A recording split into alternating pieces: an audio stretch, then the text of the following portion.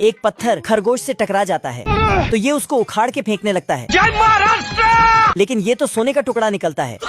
फिर तो खरगोश एक झटके में अमीर हो जाता है तो नाचने लगता है। तभी इधर से एक डाकू उसको देख लेता है। अच्छा, बहुत गर्मी है तेरे में। पैसा ही पैसा। तो ये डाकू वहीं पर नकली बैंक खोलकर बैठ जाता है। आजा। फिर खरगोश सोना उसी के पास लाके जमा कर देता है। लेकिन ये साला सोना अपने गधे पे बांधकर खरगोश को गधा बना देता है। ये भी मेरी गलती है। फिर इसको मोड़कर उसमें एक पत्थर दबाकर वहाँ से फरार हो जाता है।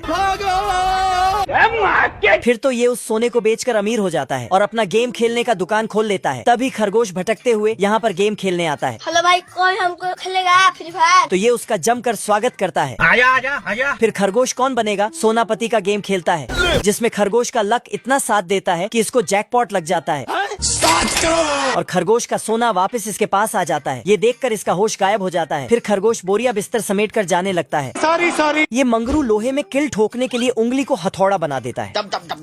तो इधर ये गबरू किल ठोकने के लिए मुक्के को हथौड़ा बना डालता है। अरे साला! तभी मंगरू एक मैग्नेट लेके गबरू का हथौड़ा निकाल लेता है और ये भी मैग्नेट में लटक जाता है। फिर मंगरू ईंट से घर बनाने लगता है।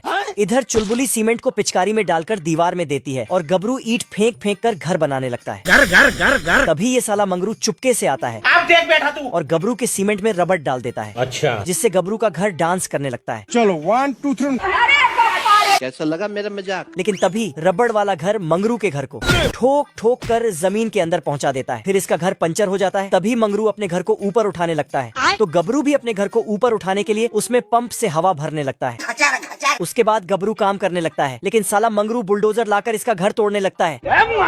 लेकिन गलती से मिस्टेक हो जाता है और चुलबुली नीचे गिरते हुए ड्रिल मशीन में लटक जाती है तो पूरे बिल्डिंग को तोड़ फोड़ कर रख देती है। खत्म हो गया भैया मैटर। गबरू स्टाइल में। तो मंगरू इसको जेसीबी से उठाकर आसमान में फेंक देता है। अब देख तू। तो ये पास के एक फैक्ट्री में जा टपकता है जहाँ पैकिंग चल रहा था।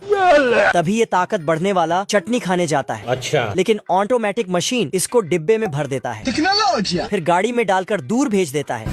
लेकिन ये रास्ते में ही टपक पड़ता है और ताकत बढ़ने वाला चटनी खाकर बाहर निकलता है सिस्टम पार देंगे और तोड़ फोड़ करते हुए आगे जाता है तेरी बहन का। और मंगरू के लोहे के बॉल से क्रिकेट खेलता है। आजा आजा आजा। गया। गबरू का इतना ताकत देखकर ये साला ऊपर भाग जाता है।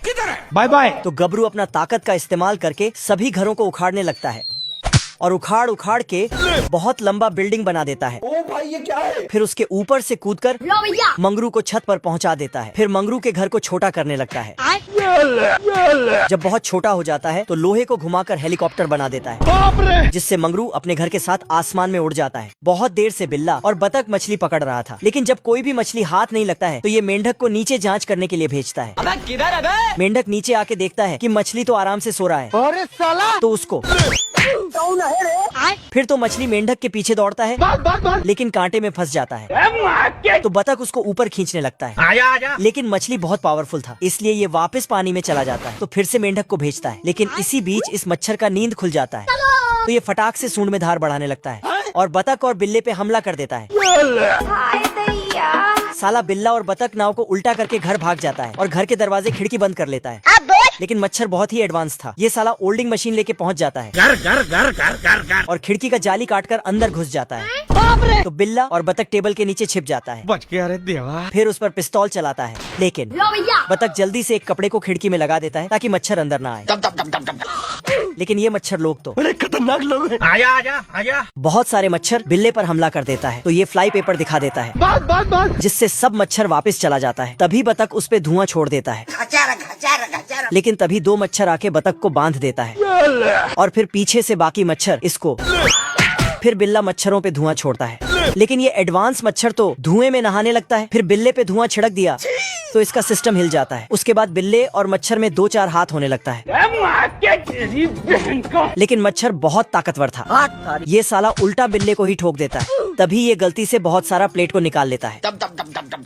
फिर मच्छर आता है और फ्लाई पेपर में पंखे का हवा छोड़ देता है तो पेपर बिल्ले पे चिपकने लगता है। नहीं। तभी बतख भी आके पेपर निकालता है। आजा आजा। लेकिन ये तो फिर बिल्ले के ऊपर। फिर तो पूरा मच्छर सेना बिल्ले और बतख के ऊपर आक्रमण कर देता है तो बिल्ला उन सबको रोकता है। फिर बतख भी रोकता है लेकिन मच्छरों की संख्या इतना ज्यादा था कि इसका घर ही उठाकर भाग जाता है।